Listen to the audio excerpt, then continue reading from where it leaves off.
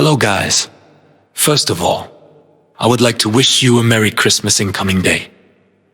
This is 3 part of the Opium War. In this video, I will be talking about memory, resistance, and modern China.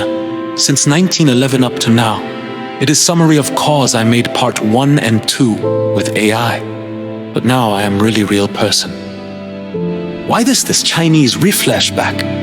China should be a role model of Africa in development. Africa should stop colonial's excuse and build itself rather than crying.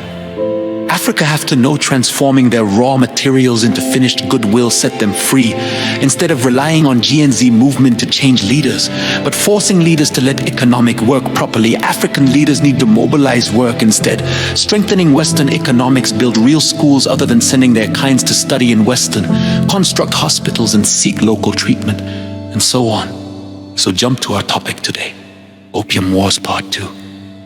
The collapse of the Qing dynasty in 1911 did not bring immediate recovery to China.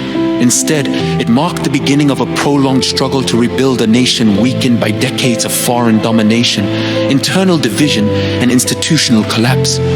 The memory of the Opium Wars remains central to this period, shaping political thought, national identity, and China's evolving relationship with the outside world. Throughout the early 20th century, Chinese intellectuals, revolutionaries, and reformers repeatedly cited the Opium Wars as the moment China was forcibly dragged into a global order structured by imperial coercion rather than mutual exchange. The wars became a symbol of national humiliation, evidence that technological superiority and imperial ambition had been used to dismantle Chinese sovereignty under the banner of free trade.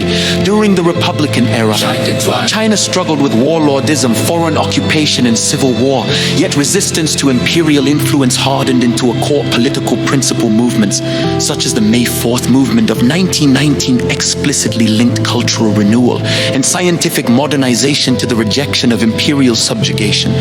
The Opium Wars were no longer distant history.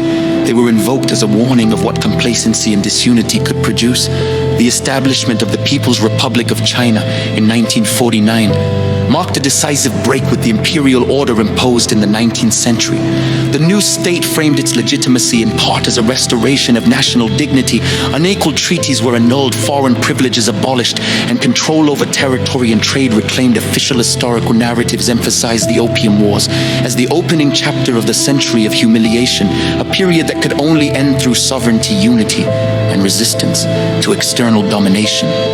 In modern China, the legacy of the Opium Wars continues to shape domestic policy and foreign relations. The insistence on territorial integrity, the rejection of foreign military bases, and sensitivity to perceived external interference are deeply rooted in historical experience.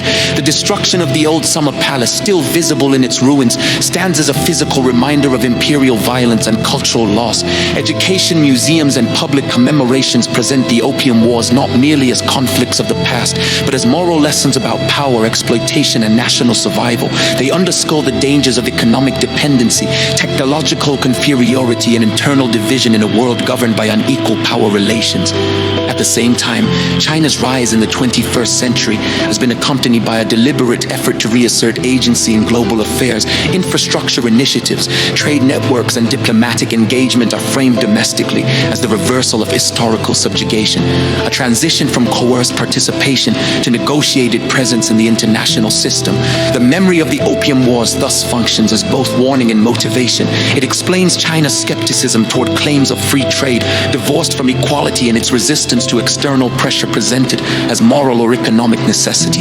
It also reinforces a national narrative in which sovereignty is non-negotiable and historical injustice must never be repeated. The Opium Wars were not simply episodes of military conflict. They were foundational events that reshaped China's trajectory, altered global power structures, and exposed the darker realities of imperial expansion. Their legacy endures not in bitterness alone, but in a sustained determination to ensure that no nation again dictates China's future through force, coercion, or addiction.